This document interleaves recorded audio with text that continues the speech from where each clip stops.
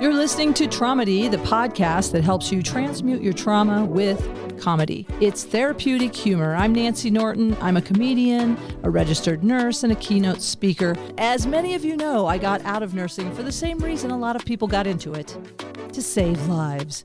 It's better this way, folks. I love to heal with humor now. I go around and share the good news about humor, how it will help you move out of a state of overwhelm and into a state of manageability. Also, it's so great for creative problem solving, health, and all kinds of other benefits. This is peer-to-peer sharing. I love having guests on. I learn something every episode, and I hear from you, the listeners, who are also learning and offering to be a guest and share your wisdom. This is how we grow exponentially when we share wisdom with each other.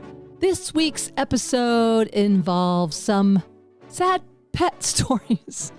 Why am I laughing? I am an animal rights activist. I really care about animals. And then, I guess there's just a couple of sad things about animals. And if you can't hear that, then you might want to skip this episode. Although we have a very special guest who is a veterinarian, and there's a lot of good things here too. So I just wanted to give you a little trigger warning. I don't know what it is. Like with me, animals, I just can't stand it. I can't stand any kind of sad stories about animals.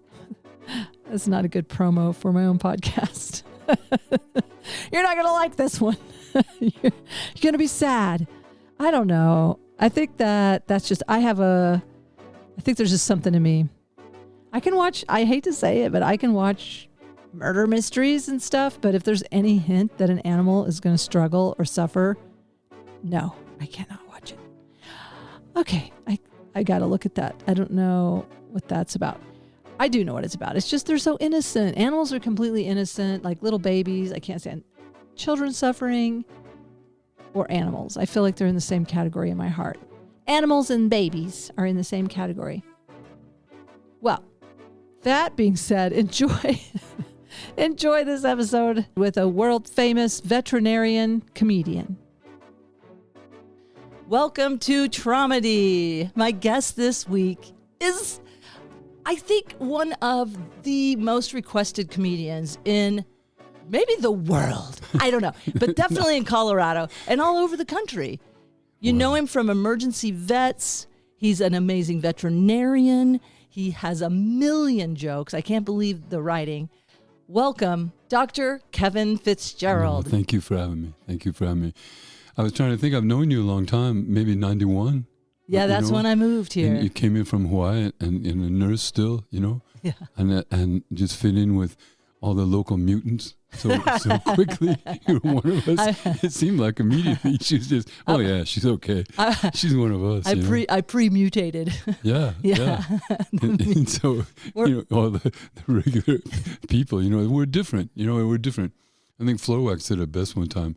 He goes, there's something wrong with us. Yeah. And I go, what do you mean? There's something wrong with us? And he goes, he goes, look at him. And I was emceeing, and the guy was middling, and we were waiting to go on the show. And he goes, he's kicking the stall. He wants to get out there. He goes, for most people, public speaking is their biggest fear. Yeah. Like 97% of Americans say their number one fear is public speaking. He goes, he wants to get out there. You see that? He goes, you want to get out there. He goes, it's not normal. There's something wrong with us. He goes, we seek, the connection and the approval of the audience. And he goes, most people are like, who gives a shit what those 100 people think of, of me, and who cares if people walk out or something. But last night, you were something, are you walking out? And the guy's just going to the bathroom. Go, hey, I got to take a leak. Is that okay with you? I have abandonment issues. Yeah. Yeah, I'm in a recovery program for adult children of dysfunctional families. And one of the symptoms is terrified, not just scared, terrified of abandonment. So something happened in early formative years that, I felt abandoned, I guess. Doesn't mean I'm not blaming or shaming my parents. I'm just saying, hey, it's a big family. Are you from a big family or? Well, I'm from an Irish family in Denver. I just had a brother, but it was a big family. My mother's sister and brother and all those cousins, and my father had brothers and sisters and all those cousins. And so I think I have 25 first cousins in Denver. You bump into somebody, and so, so it's Irish people, there are lots of babies, and their social life revolved around each other. So Friday nights, you're always with all these Irish people. And I used to think that, oh, geez, I wish I would have their family. But every family is dysfunctional, really. Yeah. I think. I think so, too. I think the biggest thing you can do as you get older is forgive your parents, and just. And you're right. I've come to that realization that everyone, including myself, I have to forgive myself because I'm a parent and I've made a lot of mistakes. So you do see that more easily when you become a parent, like, oh, when I hear my mom's voice coming through. And there is this ancestral trauma that kind of comes through in these weird, twisted survival traits that everyone has. They're doing their best. They're really trying to help you survive, but it felt kind of wounding. So I do know that. Everyone did their best. It's also important to grieve. That's one of the big things I'm learning is to really grieve, like, okay, that need didn't get met. I need to grieve it, accept it, and forgive. So that's a part of it for me anyway. Yeah. And then, of course, laugh at it, because that's where it really, I feel like the empowerment, getting me out of that sense of powerlessness, if I can laugh at my trauma, then it doesn't feel so disempowering. And the stories, though, I mean, they were great storytellers. And so at our place, if you weren't funny, you couldn't get right to the joke, then you're hopeless. No one's going to listen. And my father said, that fucking guy, and my father would always go, I know this is going somewhere, Fred. The guy couldn't tell us. Come on. I know. Pick up the pace. Let's go. But you wanted, in my family, on Thanksgiving, you couldn't get to the big table. You had to eat at these little card tables, and so I was like 27 working on my PhD and with my little cousin and cutting his meat, but you wanted to be at the big table and hear the stories. And, the stories as the night went on, they got a little bit rowdier and, a little bit bawdier. But you wanted to be able to tell a great story. And the Irish were great storytellers. The English took away our language, but we took their language and shoved it down their throat because there's so many great Irish poets and singers and, Beautiful. Yeah. I mean, I'm saying beautiful, shove it down their throat. But, I get that. Like, okay, we'll work with what you have. Yeah. Yeah, that's all we had left, Yeah. So I think, So you may have some of that Irish trauma. I'm sorry to interrupt, but you may have some of that Irish trauma from being, having, under the British rule. The drinking, to me, I think I call it Irish cancer. I mean, they couldn't figure out what was holding them back, and they're holding themselves back, with their drinking is fun. You're 20 and you're starting off, and man, you're going with your friends and you're going to the concerts, and you're drinking and you're talking to girls, and then you're in your 30s. It started to affect a relationship. You're drinking, and then you're in your 40s professionally. It's maybe held you back a little. In your 50s, maybe you're starting to get some health things. By the time you're in your 60s, it's so ingrained. I have this friend that's an alcohol counselor. And I had another friend that was in his late 60s and trying to get sober. And my buddy told me, he said, it's the hardest thing for these people where it's really ingrained, such a behavior that he goes, I do great with a 20-year-old. He goes, you give me a 20-year-old. He goes, I got him. He goes, these guys come in there, they're 60, 68, 70. He goes, it's hard. It's so integrated in the culture. And almost like the storytelling and everything else, right? Eating and people with eating disorder. I always feel for people with eating disorders too, because it's such a social thing. And for me too, with my dad, who was English and Irish. And I mean, he was so proud. He went to Ireland and drunk the town drunk under the table. Like he thought that was like a victory. And was able to continue to sing Irish songs. My dad was a town drunk, but we lived in New York City. No. Remember that? He took the trophy, man. Yeah, I know. Yeah, Bud Norton. We could have like comparisons or something. But my dad was also a great storyteller. And, I think some of that value of humor and storytelling and definitely got imprinted. Yeah. So, my mother was this little woman and she drank, but you'd take her to a party and within about 5 minutes, everybody's sitting around her and listening to the stories and the fun and whatnot, So, yeah, I think the storytelling is a big part of it's a big part of comedy. Yeah, yeah, and that is we did a show last night and I'm so impressed. You were great. I had fun. I felt like a connection, and yet I recognize. I mean, it's okay to have different styles. I mean, you have your act is so dense with jokes, like just so many one-liners. I mean, that's a lot to remember, and they pop, each one just pops. You get the whole audience. And then... Well, that came from I never got on the regular list for years. Troy Baxley and I, we were on the list I started in 86, and we finally got on the regular list in 93 or 94. So I went down every Monday night and, to there or to McKelvey's, and you only had 3 minutes. Yeah. You wanted to get as many jokes as you could in. And it's hard being a veterinarian. It's hard. Your family think you know about all medical problems. My brothers call me up all the time about their own health issues. My brother comes and says, I've got a burning sensation when I urinate. I said, why don't you hold your cigar in the other hand?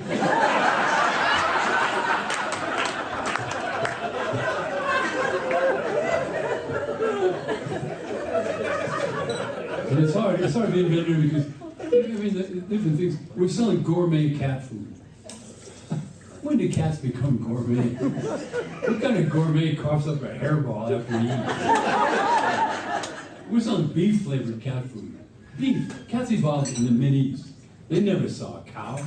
A cow isn't one of their natural prey objects. Anybody who has a cat knows the flavors. They like rodent, fish, bird, miller moth. Moth seems like Mardi Gras for my house. They're not beef. I don't get calls like, Kevin, this is Tex over at the stockyards. Your damn tabby just knocked another steer down and dragged him home.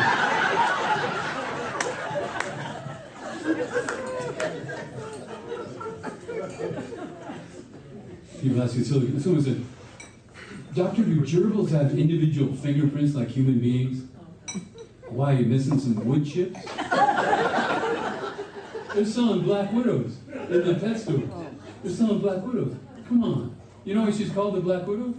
Because after the male performs his husband-like duties, the female eats him, except sometimes the male is hip. He offers the female a food object, and while she's distracted, he performs his husband-like duties. And that's how Valentine's Day started.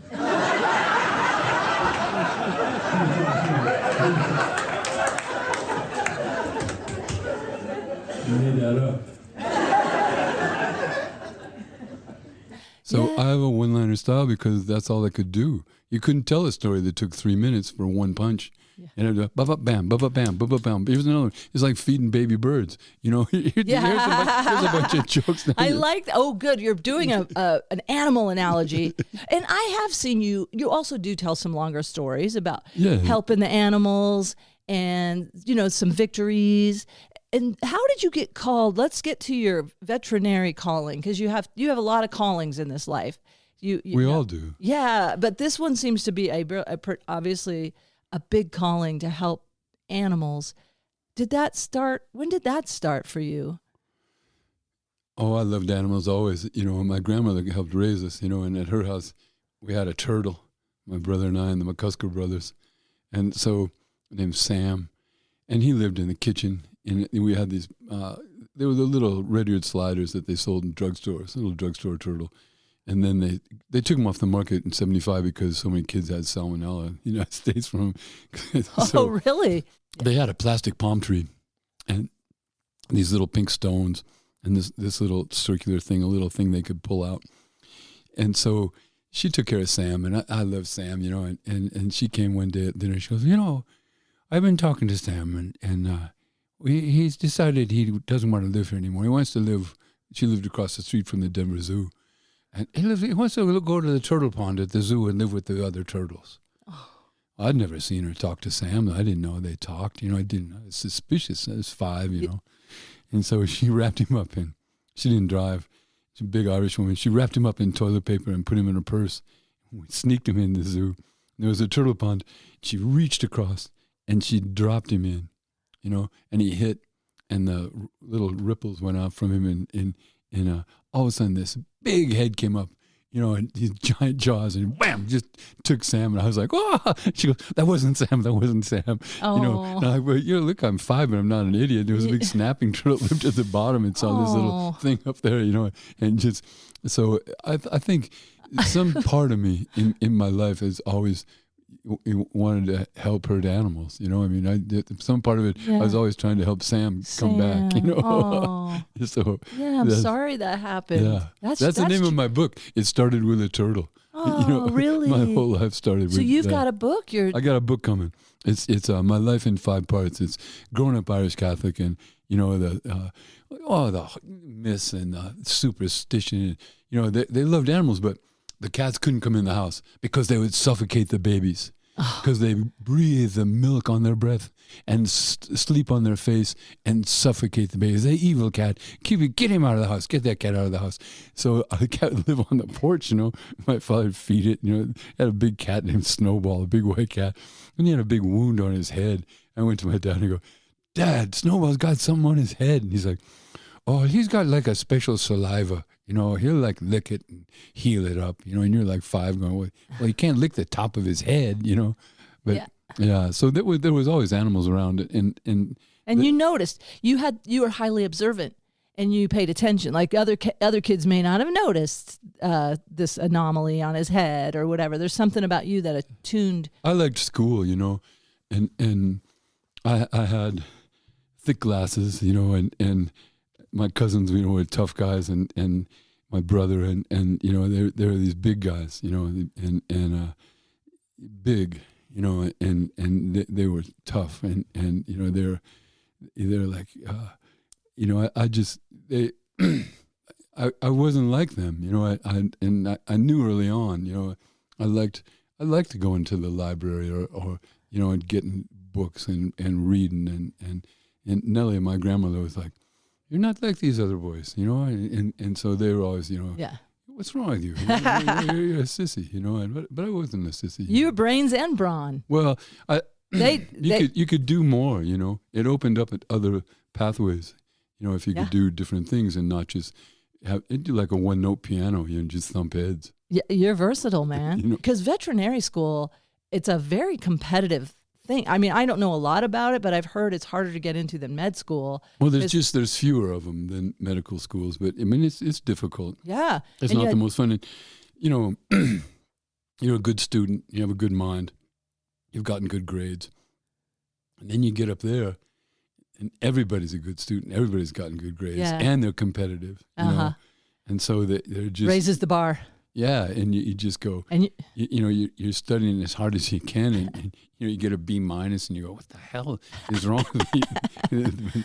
Oh my God, my son and I were high-fiving D's when he graduated high school, so we are the opposite issue. I mean, I was probably a C. If I got a B, I felt pretty good. So you have to keep that A to B the whole time. The sad thing about this country is the value that is put upon grades for young people, I think. And so what you really find out later is you learn so much out on the street, you know, to have street smarts, and, you know, it's better, you know. So much value is put on grades and you know, and grades alone to get into schools and stuff, and it's tough, and it's, you know, it should be easier, you know, for people. But well, you know, it's a good question. My son, the thing what I noticed about him, because we both have ADHD, and it's this completion piece where once he learned the information, he was satisfied because that's what he wanted. And he's very bright, and he got the information. When it was time to submit a paper or the last step, doesn't care. He doesn't care. He's not competitive. And I would say that this will give you more advantages to get more education. I don't know, man. That's not his thing. He will go, he is in like community college, but I'm just saying, what do you think about the exclusivity of veterinarian? And then I know this is not on our agenda or anything. I was just curious, like, how do you find like somebody like you who, I mean, obviously I think if you're going to veterinary medicine, you have a heart for animals, but is it always because there's an intuitive thing with healing. I've noticed as a healthcare worker. Do you think that grades, that people that get into veterinary college out of just grades, is it always bringing the best vets? No. It's sad because people tell me all the time, they say, my daughter is so good with animals and she hates people. She'd be a great veterinarian. But it's not true, because you have to love people. Yeah. Because the people pay the freight and they have to trust you. And so, and you have to connect, and you have to take a history, and you have to go, now, what did you see with him? What did he do? And so my problem is we have 14 young intern doctors at our hospital, and they're wonderful. And they keep us honest, and we have to keep learning and to teach them. And there's new techniques all the time. Yeah, so there's a dovetailing. And I've been out 40 years.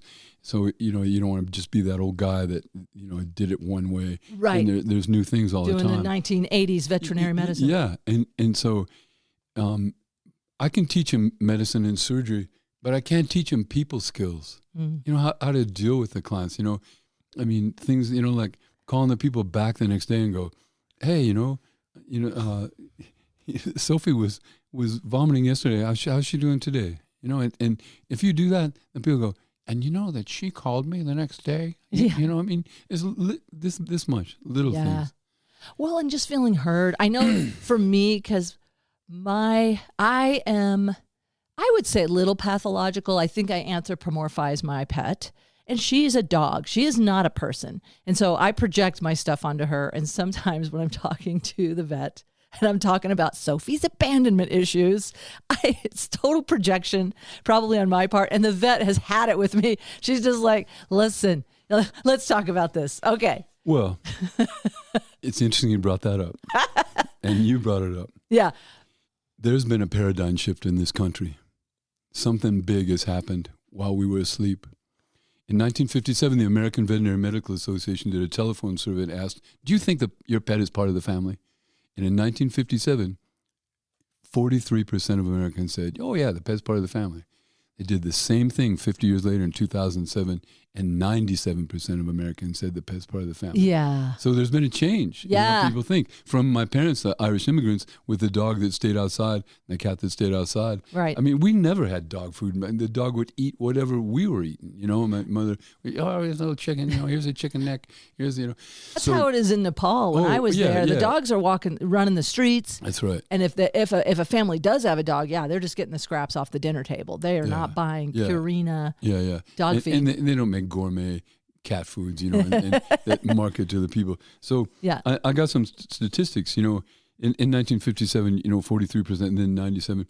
Last year we had full records for $136.8 billion was spent on dogs and cats worldwide on dog food. Wow. Say that again. Yeah, $136.8 billion, and so we spend more on pets than we do on the elderly or on breast cancer or prostate cancer. We spend, and it would happen. My father would get drunk and he'd go, Kev, put the hat on the dog again. Virginia, come here. He's going to do it. And I'd do it 50, I could do it 50 times in a row, and he'd laugh every time. Look, do you think he knows he has a hat on? Do you think he thinks he looks good with that hat? And so we do anthropomorphize. But and what do you think about that? Or do you want to? Am I interrupting your next point? But what do you? No. I'm curious what you think about that, Kevin. Do you think that's a bit of insanity? Globally, or at least in this, I don't know. Do you think that's a healthy thing to do? We give them too much credit. Dogs and cats. They certainly are aware of things. Okay, they're aware of your moods, and they're aware if you're upset. Yeah. They don't like people that talk loud. They don't like it when you yell at your son or you're fighting with your son. They don't like those things. Okay. Yeah. Little Mrs. Thompson, you've seen my little dog. Yeah. She doesn't like if anybody speaks loud, So and they're aware. They're like Irish people. They don't like any kind of change. They don't like when a new person comes. They don't like when a new person goes. They don't like when an old dog dies and isn't right there anymore. But do they? This is a great question. A friend of mine asked me the other day. He said, should I bring my other dog to watch the other dog be put to sleep so he understands? I'm sorry. I don't mean to laugh. But so he's putting too much into it. Let him I said, there's no problem if you'd like to do that. It's up to you. But to me, that sounds sort of cruel. But it's a little. It's like the cows seeing the other ones getting their heads cut off. That's why. Yeah, it's a little gruesome. What is her name? That that created the spiral. Oh, the wonderful Temple Grandin. Temple Grandin. Yeah, Dr. Because they would release all those stress hormones. Yes, so definitely they can feel stressed. I just don't know that I think it's. Can we just riff on this for a second? Like just for a second, do a little traumedy on bringing your other pet to watch the other one get put. I mean, is that other dog ever going to be comfortable going to the vet again? Like, wait a second. That's where Charlie met the Grim Reaper. But can he understand that? I go to people's houses sometimes if they don't want to do it at work and want the dog that's so euthanized nice. at home. Yeah, and sometimes they want to bury him in the yard or whatever and help him. You know. Yeah. And I want to be buried in the yard. I've dug graves. Yeah. Seriously. Yeah. I won't have enough money for a tombstone, so they just bury me with my head out. There's Kev right there. That's where he was buried. Yeah. You know, put a fence up around my thing so put flowers in your mouth. Yeah, so nobody can. Yeah, his hair still looks good. You know. So, yeah, you do have that iconic look, right? So that's Kev. The mustache. That's Kev. The mustache keeps growing after you're gone. So they wanted to put the dog to sleep at the house, and they wanted all the dog's friends to be there. Friend dogs. Yeah. So there were 20 or 30 dogs, and I don't think they understood. I mean, they're barking and fighting with each other, and they don't really watch what's happening, you know. So we put the dog to sleep, and they had a parade to go by, and the dog was, you know, posture that was nice and had a ball between his legs, and one of the other dogs grabbed the ball and she, no, that's you know, that's still fighting. That's Jimmy's fighting ball. with a corpse. And another dog peed on him. So I think we give them too much credit for it. Certainly they're sensitive, and but I don't think they can understand some things. And certainly they mourn. I you know, the first few days when things are different, you know, it's just, but things happen too. I had two Scotties that I was crazy about, Tosh and Teddy. And Tosh was the cock of the walk. He was so testosterone, and he was the first one to eat, and the first one onto the bed, and the first one to go out the door, and the first one to fight or to bark at a person could come by the house. And Teddy would lay back. And then Tosh, you know, got older and died, and Teddy lived for a while after, you know, 2 or 3 years after Tosh died. But all of a sudden, at first he was a little shocked, you know, what's different? But after a few weeks, his personality, all of a sudden he was a big guy. Oh, he got his time to shine. He was like, I bark. He never barked. All of a sudden he barked at people that come to the door. Because there was... you know, he was a big guy. He had to step into the role. His personality blossomed into this thing, you know, because the other guy had kept him squashed. Yeah. So I mean, I think that we underestimate him on one hand, but I think sometimes we can give him too much credit too. You know, they told me that dogs don't have a long-term memory. But it's not right. Oh, no. Because my grandmother had a dog, and he would do this trick where she would make him walk on his hind legs. For a treat. To hop on a treat, and then go down to the end of the counter where the treats were, and make him one spin, and then put him down and give him the treat. So she died, and my mother took the dog. So 12 years later, my mother had kept that house, my grandmother's house, and we were going to paint the house and sell it. So I took him down there. Now, he hadn't been in that house now for 12 years. And he got to that kitchen, and he saw that counter, and he stood up, and he hopped, and he spun. And you know, and so maybe it was a learned thing about that counter. But he, the association. Mind, but he remembered. He remembered that thing. And Mrs. Thompson, we walk at night around Washington Park in Denver. Yeah. And there are these big culverts that go into the lake. And so there's 3 of them, giant, big, you know, drains. And this one night, the second one, there was a huge raccoon that stood up on its back legs and scolded us, you know, and she was, woo, you know, and she was scared and ran to me, you know, she was on the leash, but, and so she barked at it, and, you know, I picked her up, and she was like, geez, and that thing, so we still walk that, but every time we get to that culvert, she barks at it. She remembers. But the second one, the right one. Where, exactly. You know, so, I mean, she was like, there's where that thing was. Well, and this is, okay, so many layers are in here, and I know we may have to have you on as a repeat guest because it's hard for me not to add a story that goes along with this. Well, you know, my dog's a Samoyed. I mean, she's probably got some other stuff mixed in with her. She was running the streets of Raleigh when she was taken into the Humane Society. But the point is, before we adopted her, we read about Samoyeds. And I don't know if you're familiar with the breed. I mean, I know you are, but I mean, do you know the history of the Samoyed? How they're named after the people, they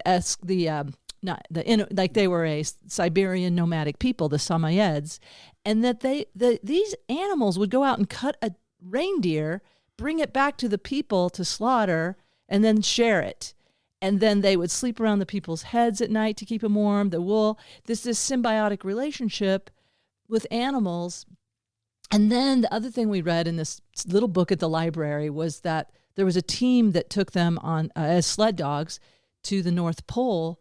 And their plan was, instead of packing all this meat, that they would slowly eat the dogs as the meat ran out. Like, this was the plan. They thought that the dogs would just eat the meat. None of those Samoyeds would eat the other dogs. And these guys all died. These men all died because of their cruel plan. I'm still mad at them. But I'm also proud of those Samoyeds for saying, fuck you. But this is again where I'm not going to eat Jack. Yeah. He's my buddy. Yesterday we were pulling a sled together. You know, he told me all about his wife, you know. I mean, maybe, I don't know, maybe some breeds would. I don't know where they got the idea that this was going to work, but maybe it would work with certain dogs. But the other thing is, I've watched on certain, National Geographic or whatever, that we wouldn't be here without dogs. Like, we evolved only, we only survived because of the symbiotic relationship with dogs. Have you heard that? I haven't heard that. We've had dogs. It depends who you read. Ian Dunbar is probably the best at that stuff about dog evolution. And that we know now that all the breeds are wolf-derived. Mm-hmm. For a long time they said, oh, no, they're not. Some of them aren't wolves. The dingoes in Australia aren't wolves, but they are. And so the DNA. So now we have DNA. It goes back, since they're all wolf-derived. So way back when, Oog, the caveman, his little kid came back and he had a wolf puppy. And, Dad, can we keep him? Yeah. And then so I wrote a thing about how much dogs can mean to us. Companionship, of course, but guide dogs. And hearing dogs. Dogs for the people that are challenged visually or hearing wise. Yeah. Therapy dogs for people we know in the prisons. Canyon City had a great program where somebody that was really fighting a lot of what they let them keep a dog, and their blood pressure went down and their heart rate went down and a lot of the stress hormones went down. They measured it. Yeah.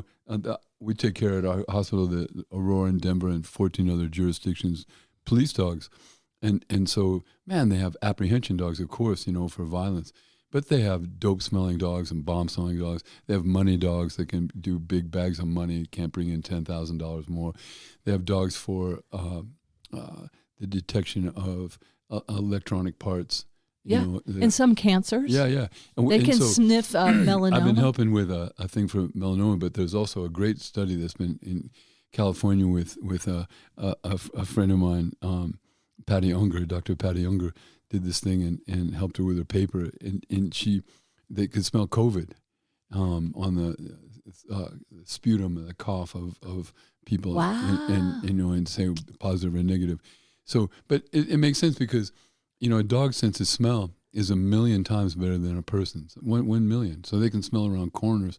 And so, they smell things before they see it. And it's directional, huh? Yeah. They can tell, like our ears. Yeah, and where's that coming from? So they're amazing, really.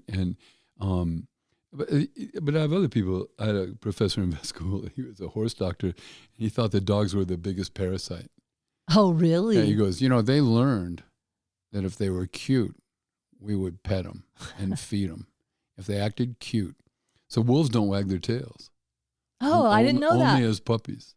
I did not know that. So they've kept all these baby things.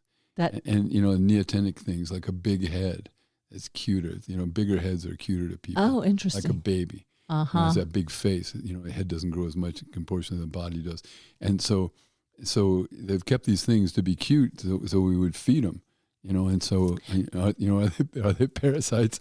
I don't know. He said they were parasites. Well, and this is again from like a National Geographic special or one of those, I don't know which one. Maybe I'll try and cite this, but that they protected the people. So it was a mutual relationship where the people were protected from predators because the dogs were there to protect us. Sure. I don't know, but maybe it is I mean, maybe on some level we know that making them part of our family makes us healthier, makes us better. Maybe even though it might be incorrect projections like I do, which Sophie has the same abandonment issues I have, or Sophie feels the same way I do. She has her own spectrum of feelings. Well, I mean, there's biophilia, I think. I don't know if that's the right word. I like it, though. But I think. I don't know. What does it mean? Before I commit. We're drawn to other forms of life. Biophilia. People, it's essential. E.O. Wilson said biophilia. And so, I mean, there's some need in us that's essential. If we look at the cave drawings, great renditions of these different animals, and a lot of them were the animals they ate, deer and different hoof stuff that they ate, but dogs, and they were great anatomists, and so, I mean, they paid attention to the animals. But if we look at dogs, they used them as companionship, but they also used them to hunt with, or to protect the clan when the other clan came, and they used them to work, to pull sleds, and to do different things. So, yeah, they've worn a lot of hats, and I think a lot of hats in your living room. Yeah. Virginia, come in here. Kev, do it again. She's coming. Wait, let's talk about how you use humor, but you're under a lot of stress. These are beloved family members. People are bringing to you to take care of, and you're under that's right. a lot of pressure. There's elderly people where the kids are grown up and the spouse has died, and the pet is a giant part of their life, and it's a big deal. And here's what I wrote. Losing a pet, it's death, and it's a mystery, and it's a loss, and it's painful.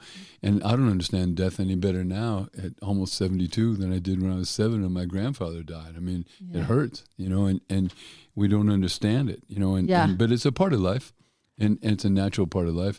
So, with people with me, I have to put dogs to sleep, and they come in and they're crushed. So I'd love to tell you after 40 years of practice that, I can't even believe saying I've been doing it 40 years, but that a big percentage of dogs is like gentle, and you come home and the angels came and they went gently in their sleep, and, but it isn't like that. That happens 5% of the time. I wish that would happen. 95% of the time, their quality of life has eroded to such an extent that you got to make a choice, So I tell people, listen, I say, I'm not going to let you be sad. This is not your doing. This dog got this inoperable cancer. You provide this dog a great life. I said, you can't be sad. You have to concentrate and focus on the good years you had. And I tell people 3 things. I say, when will I know? When will I know to put him to sleep? And I think there's 3 A's. There's attitude. Is he demented? Is he confused? Does he know where he is? Sometimes they're so bad. They told me when I got out of school that dogs didn't get Alzheimer's or didn't get, confused and but they do get changes in the brain. Mm-hmm. They used to call it, when we were little, hardening of the arteries. Remember? And so now we know that there's changes in cholesterol and things being laid down in the brain, so it's not getting perfused with blood. So the dog stands in the corner and doesn't know. And so they're horribly confused. So attitude and appetite. A dog that doesn't eat, there's something wrong. Mm-hmm. They eat. They're good. Yeah. They're good eaters. Yeah. People tell me, "Oh, dogs are persnickety." No, they're not. And so a dog that doesn't eat, there's something wrong. And then the last part is activity. Can he get up on his own? Is he laying in his own tinkle? Can he move? Or his legs working? I'm assessing myself as you say all this. I'm So I tell people, make a mental tally sheet of pluses and minuses, and when the minuses outweigh the pluses, and how much nursing care are you doing? And how much nursing care are you willing to do? Are you willing? Some people will do everything. Other people go, he's being on the carpet. He's got to go. It's an equation that is so personal. And I can't tell them. It's interactive. No, you really can't. And the only thing I can do is they come to me and they want to put it to sleep because he doesn't match the furniture and he sheds too much. Or they're getting divorced and he'd rather be dead than live with another family. I go, I think if he could talk, he'd tell you something different. Right. I mean, ethically, you have an obligation. I'm a voice for the voiceless. So I would definitely be like, no, just because you need to relinquish the pet to the Humane Society, because some people do like to adopt older dogs. I adopted an 11-year-old Weimaraner What does this say? I speak for those who have no voice. That's on your keychain. Thank you, Kevin. I'm duty bound to try, and it's hard because do I represent the client who's paying the money, or do I represent the patient who's the animal? Yeah. And sometimes their needs are very, are very different, Right. And so their intentions or goals are really different. The dog, no, I'm not that bad. I don't think I should put this. And then I pee in the cupboard. I'm demented, but and I got bed sores, and I got I got maggots from the bed sores, or I got urine scald, or I got and I haven't eaten, and I've lost 2/3 of my body weight. But no, I've had worse. We've had worse. What do you mean you've had worse? And then it's this. I have a hard time. This Weimaraner that I adopted when. Am I saying it right? Yeah. Is that how you say it? Weimaraner. He was 11, and he was so bonded with his owner. She was anyway. Point is he just bonded with me immediately when I met him, and then after about 6 months, he developed lymphoma, and it was restricting his airway, and I just couldn't. And then I took him, and they said, well, we can give him a lot of steroids, and it'll shrink that. And they did, but then they wanted to do this chemotherapy, and I was just like, I don't know, man. He's 11 and a half. And I just think part of it was me, like, I didn't have the tolerance to watch him linger and suffer, and I still have mixed feelings about putting him to sleep, but it is one of those hard things you can't know. We do our best. It's hard. We do our best, and it's very difficult as a veterinarian. I can't overstep. It's not up to me what they, unless it's obviously cruel, or just so crazy. Yeah. I'm sure you've dealt with a lot of crazies. We see mental illness. We see hoarding. People with 50 cats. Oh, right. And then they get that ammonia intoxicated neurotoxins. Yeah, and they're just, and how many cats do you have? 2.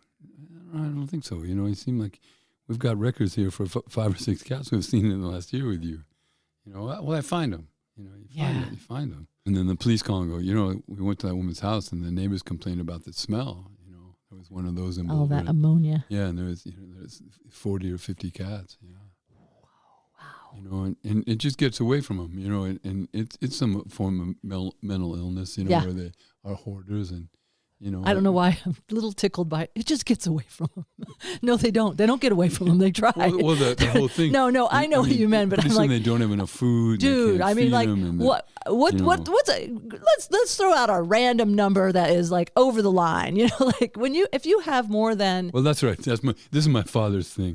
Before my father died, he would come with me and work on Sundays. So he would stay in the back, but he could hear the people, and he'd go, Kevin, what number would make a woman like a crazy old cat woman? Yeah. Well, would it be 3? She's got more than 3. Is she 3? Would it be 3, or would it be? Well, I guess she could have 4 if she could take care of them at a big enough place. But once you get into 5 and 6 cats, this woman one time brought this mouse, and she said, and my father got it, and she goes, "This mouse is my best friend." Aww. And she let the mouse, run on her hand, and it's my best friend. So the mouse had a tumor on his lip. I was going to do surgery, and so give it a little gas and take the thing off. And my father was in the back. He goes, "Did the woman say a rodent is her best friend? Is that what she just said? Maybe she should join a book club." Just a rodent is so. Although I can see it, but one person's I can see a rodent. I love another rodents. person's. One person's ceiling, another person's floor. I am with you, man. I don't know if you know this, but in this house that we're sitting in right now, I relocated 30 mice that found their way under these shelves into my house, and I finally got Jack Murphy out here, who is the beautiful mouse mitigator. He found the hole, sealed it up. But I drove them 6 miles. I would tell them the story of the country mouse, but I cannot. Honest, I could let a cat kill it. I don't know. My dog killed a couple of mice. No, that's. But I just was not. You're good-hearted. Well, I just don't. I just had the time that I could do it. Everybody knows that you got a big heart. And then the landlord here, she's like, just poison him. I'm like, but then that poisons the hawks. And I read all this stuff about the owls, in that's right. Canada have all the whatever that decon, blood thinner. They have it in their livers. It's killing a bunch of animals. People don't know. Just don't go to the pet store and go get decon or whatever. Think it's okay. My house in Denver was empty for 3 years. The old people had gone to the Rainbow Bridge? Old folks' home. And they kept thinking they were going to get better and be able to come back. Oh, so finally the son said, we're going to sell that house to you. But the squirrels had taken over. Yeah. So I was sitting and eating breakfast the first Saturday I lived there. I was eating my cereal. There was a hole in the ceiling. I wanted to get it fixed. I was looking at all the things I got to do with this place. And so this head came out of this hole. And it was a squirrel, and it was yelling at me like, "Hey, this is where we live. What are you doing here? This is a squirrel place." And I ran upstairs, and he went up into the attic. I opened the little latch to look in the attic, and there were babies and old ones and dead ones, and they had eaten through the eaves. So, and my brother at the time had a pellet gun. Oh, no. And he said, "What you got to do here is you got to shoot these with a pellet gun." So I was walking around outside, and there was this old lady next door that she's gone now, but she was my next door neighbor, and she goes, "Dr. Fitzgerald, you aren't going to shoot the squirrels, are you?" And I go, "Oh, no. This is an electron detector. Electrons, they leak out of the electricity in your outlets, and electrons don't smell, and they aren't colored, so you can't see or smell them. So you point this, and it tells you." And she goes, "Oh, can you come over and check my electrons?" "Oh, sure." Went over and pointed this gun at her outlets, Or "You're fine, Madge. You got no problem, So I couldn't do it. So I hired this guy like you. But I was just thinking, like, one of your family lied to you so much that's just a way of dealing with stuff, like, "Oh no, that wasn't Sam," Yeah. But I couldn't tell her, my brother got me his gun, so I never even shot it. So I hired animal relocators, and it was this guy, and he and his son came, and they were really serious, and they had these baseball caps on with squirrels' tails off the back, and so they caught 17 of them, and they used live traps. I made them use live traps, and they used almonds and peanut butter. And he goes, they just can't resist it. They can't resist almonds. Yeah. So I go, "Hey, Jack, tell me, what do you do with them?" He goes, "What do you want me to tell you I do with them? Want me to tell you I drown them? Or want me to tell you that I send them to dental school?" He goes, "They make wonderful dentists." I go, "Dental school?" He goes, "Oh yeah, they do great." Some of those people are like that they aren't, like you said, they have squirrel tail. This guy. But I'm telling you, I'm going to put a plug in for Jack Murphy, and I'll put his contact information. He's the real deal, and he doesn't do stuff like that, and he blocks them from coming in your house, first of all, and then, we do the best we can. But he does say, coexisting is one thing, cohabitating is another, and you don't have to cohabitate with rodents. And it is difficult balance trying to deal with these. Now, coexisting on Earth, let's talk about the big issue globally, animal extinction, Kevin. What? Well, we talked about some things that make us sad. The loss of a pet, grief over that. Yeah, and it is okay to grieve. I know you said you don't like your clients to feel sad, but that's a healthy part. It's part of it. But also, I think I like them to focus on, the good they did. Sure. And the joy that animal brought you. But it's a huge loss. And the wonderful house you provided, and the wonderful home you provided, and to just tell them, not have the guilt. Maybe you're thinking, don't feel guilty rather than not don't to feel guilty about putting them down. I'm not going to let you beat yourself up about this. Yeah, but it's okay to grieve. It's okay. It's totally okay to grieve. You have to. Yeah. But they're always in your heart. They're never very far away, and you're always going to get that twinge when you think about them, and that's okay. But it's not okay to, I could have, maybe we should have. You can what if yourself to death, and that's not right. You can't let them do it. I don't let them do it. I said, you know what? Look at this record. Look how many times I've seen you with this dog that you've taken care of him and gone without. It's so hard. And you've done your best. You've done your best. And guess what? We get old. I wish my hair was still black. Do you? Yeah. I never thought I'd be this old. It's hard. It's hard. But, let's talk about it. So there's 10 million other forms of life on the planet besides us, right? Yeah. And they're all deserving of a place at the table. The extinction rate right now is 100 times what it was before there were humans. And we think by 2050 it might be 1,000 times what it was before there were humans. Wow. So each species, no matter how humble and inconspicuous, is a masterpiece of evolution to get there, Yeah. in order to survive.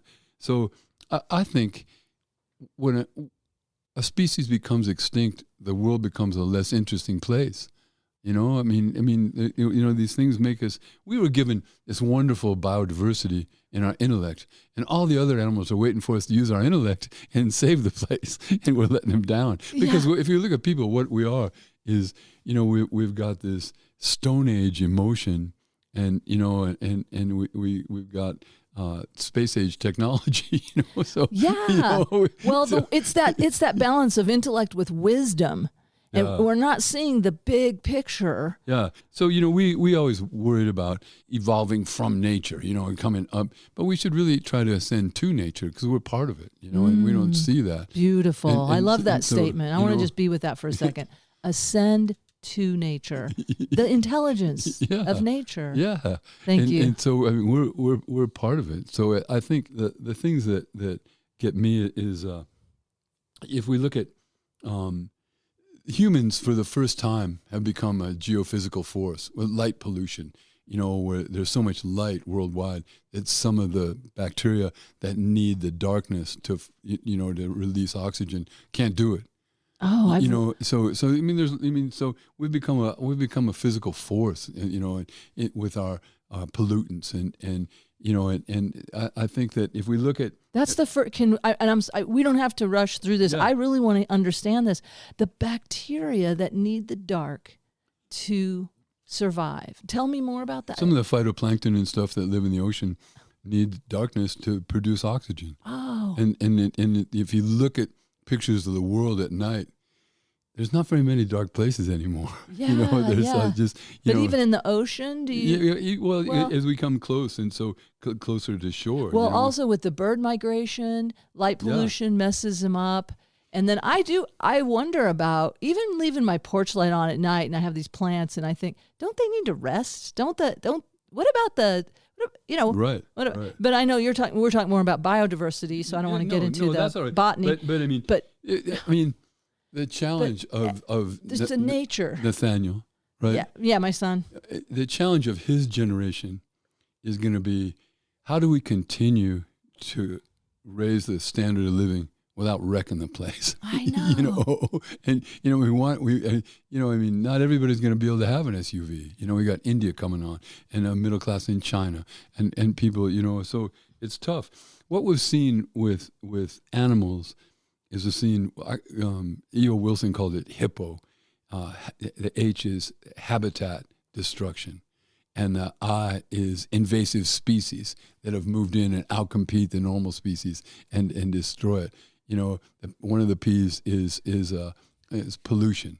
The other P is population, and then the O is over harvesting, over hunting, over overfishing. I think when I went to Antarctica and we saw these ships the Japanese have, and they do long line fishing because they don't let them use these big drift nets anymore that went down to the ocean floor and just dragged the whole thing and caught everything. But they use long line, and it has 10,000 hooks, and it catches everything. It catches, and so, but we're so crazy. People are so crazy.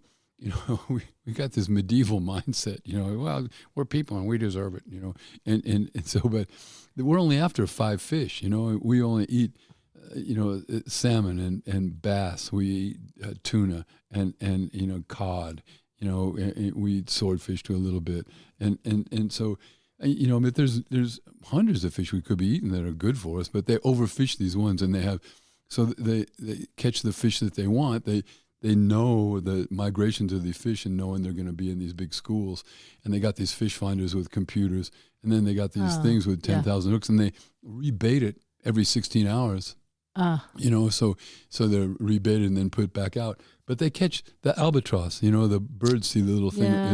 It's only 3 inches under the water, and they catch turtles and they catch seals and whales. Just heartbreaking. And so, heartbreaking. We see that kind of stuff. But the good news is there's enough of us that are speaking up. It used to be the conservationists were tree huggers and old ladies with smelly peasant dresses and Birkenstocks.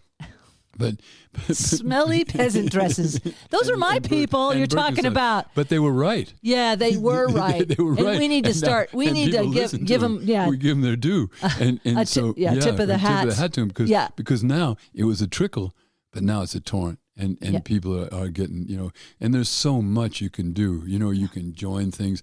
You can try and act locally, or you could act nationally, or you got globally, and so you can donate money, you can donate time. I tried a little thing in my neighborhood on Saturday mornings where get up and take the dog and go for a walk and take a trash bag and go maybe half a mile south on University where I live and pick up trash. So I was on this guy's lawn, and he said, "What are you doing on my lawn?" I go, "I'm picking up trash that people throw out of the cars." He goes, "What are you doing?" I go, "Well, I'm old and I need exercise, so I walk my dog. She needs exercise." And I pick up the trash. He goes, "Wait a minute, I'll get my dog." And so some of these people come with me. Companionship. So I mean, there's things you can do locally. There's things. Well, I'm on the board at the Denver Zoo, and the wonderful conservation things the zoo does. Locally, the wonderful boreal toads that sing at night when you camp and you hear them singing were going extinct, and they couldn't find it, and so they bred babies, thousands of babies at the zoo, and re-released them. And now this summer we're finding them again, in these places. So, that's great. So there's things that can be done. There's things that can be done. And this is something that is people don't like to hear about because we are very attached to being meat eaters. But man, everything I read is the best thing you can do to lower your carbon footprint on Earth and overfishing. They're feeding fish to cows, to cattle. And it's like one of the best things we can do is eat a plant-based diet, or predominantly a plant-based diet. I don't know how you feel about it, well, no, but there's a lot of research out there. It's healthier. It's healthier. It's not just about for me. I'm talking about for the planet. And for the planet. But there's reasons for you and certainly reasons for the planet. There's too many of us, and we can't continue to, feed the cattle, things that we could be using for people. And so, it uses a lot more water. I was worried. I've always said, talking to my friends that are virologists, they said, this guy told me there's something big coming. It's animal related. It's going to be animal related. Bats probably, and sure enough, and it's from encroaching on their territory. When other species get so crowded, there's natural checks and balances that happen to squash them down and get them down. So what people don't realize is since 2000, there's been 7 pandemics. We had West Nile in 2000. Yeah. We had SARS-1 in 2002. We had MERS, the Mediterranean virus, in 2003. We had H1N1, right, 2004. Then we had Ebola. Then we had Zika. And now we got COVID, So, and my buddy is at the CDC said, this isn't the big one. Uh-huh. And he said there's going to be a flu that's worse, and another flu virus that is worse than this one, that is going to be migratory birds. It won't just be bats. And the birds that go from Asia to Europe, and we're such a global community now. You go to do comedy in Seattle, and you jump on the airplane, right? And somebody sitting next to you that flew all night, it has just come from Tokyo, and you shake hands and you start talking, and you borrow his pen to write down your address, and oh yeah, keep in touch with me, come see my comedy, and I'm a germaphobe, so I'm hand. Well, but no, you can't help but share. We're exchanging air molecule. We're exchanging molecules. Well, hopefully your immune system's enough, but people are right. During COVID, if we look at how many people died, it just and it wasn't. People tell me, this was a hoax, or this was, and the conspiracy people, you're involved to you're entitled to your own opinions, but not your own facts. And, I think. Hey, but this brings us back to traumedy, because I'm studying therapeutic humor, and I have peer-reviewed articles that cite when we laugh. I was talking about this last night, and I loved your joke is like, if you don't laugh, the virus wins. And I think that's intuitively saying what the peer-reviewed viruses are, the peer-reviewed articles are saying, which is when we laugh, I think we evolved with humor as part of the reward circuitry to say, hey, we just survived almost, that tiger almost got us, but we survived. And there's this laughter after you survive the threat, signals the body the threat has passed. It lowers the stress hormones in your body, which invites the immune system forward. Because when you're in fight or flight freeze, fawn, your immune system is suppressed and you don't function the same way. And there are peer-reviewed studies that show the NK cells, the natural killer cells that are always scanning your body for what you just mentioned, for your immunity, to take out those viruses before they can take hold. When we laugh, though, we have more of the natural killer cells. I got a So we chapter- have got to keep laughing, even though there's dismal That's right. news. You know what I mean? There's a lot of good news. I got a chapter about that in my book about the physiology of comedy and of laughing. Yeah. You know, and babies laugh hundreds of times a day. Yeah. Children and laugh smile. like 300 to 400 times a day. And as we get older, we don't laugh as much. No, it's like 10, You know, 10 times a day if you're lucky. And Yeah. so I just remember when I was in Boulder as a kid, a student, there was Ram Dass, you know. I love Ram Dass. And he was like, you have to laugh for 5 minutes every day. So these people would sit and laugh, and they would, you walk by, they were sitting out. There's laughing yoga. In front of Northern Library, and they're all, you know, and there'd be 20 people laughing, and you just go, is my fly down? What are they? Yeah. But, you know, but they weren't laughing at me. Yeah. They were with their instructor, you know, and so, yeah, no, there's good reasons. Yeah, there's laughing yoga, which is it gets those, but also humor. There's a difference between laughter and humor, but there's the combination. But even just thinking a funny thought relieves your body of that feeling of stress. If you can just, even if it's to yourself, like you're in the middle of surgery, Kevin, and it's like, I'm kind of stressed out. You can just picture this funny, whatever it is that makes you chuckle inside, and you actually can convert your body into a state of homeostasis. It's pretty cool. Yeah. Well, shoot, it's an hour and 10 minutes. This was wonderful. I know, don't know. we're going to have to have part. We're going to have to, I know.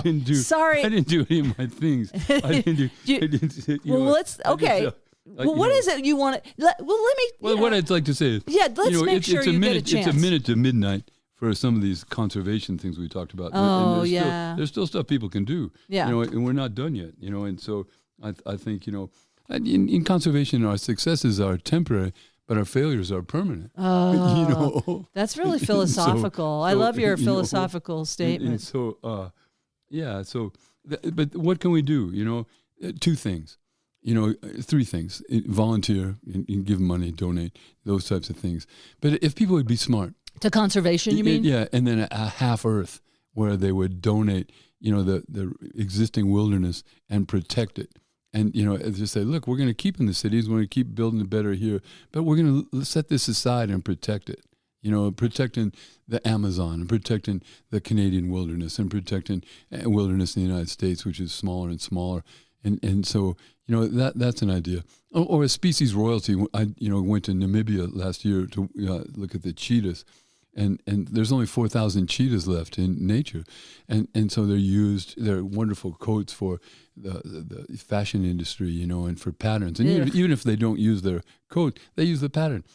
And so for so many animals are used in PR campaigns, or as a slogan, or as a logo, or as a mascot, you know. So I got to thinking, if you use an animal in a PR campaign, then you should use a species royalty. Like if you use my poem or my song, you have to pay me a royalty. Oh, I like that. So if we went to pay species royalties. So if we went to Coca-Cola and said, look, you use polar bears in your ads, and 1% of your profit should go to protection of habitat for polar bears. You know, I mean, it's a species royalty because you're using them. You know, I love that. You know, so I think that's brilliant. I don't know. Get that going.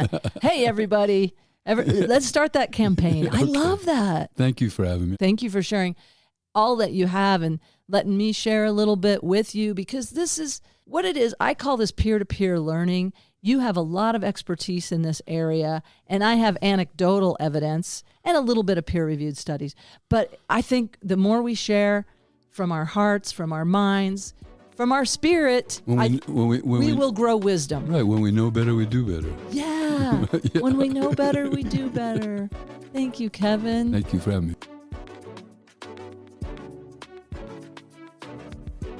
I want to thank my guest, Dr. Kevin Fitzgerald. Watch for his book coming out soon. You can connect with Kevin at drkevinfitzgerald.com. I want to thank my son for putting together all the music for Traumedy. And I want to thank you, the listener, because you're the one that helps heal me by offering to be a guest on Traumedy. So I want to start a new thing, which is I want you to phone in. I want you to phone in a trauma that you're ready to laugh about. Like you're ready to try and find something funny about it, or you want help looking at this in a lighter way. So I would like to take some calls, which is you can leave me a message on my SpeakPipe. I will put a link to my SpeakPipe in the show notes, and you can just click on that and leave me a message. And I would love it if we could help you transmute some of your trauma with comedy. Thanks again for listening. Tune in every Tuesday, a new episode of Traumedy. Traumedy Tuesdays. No matter what, keep laughing.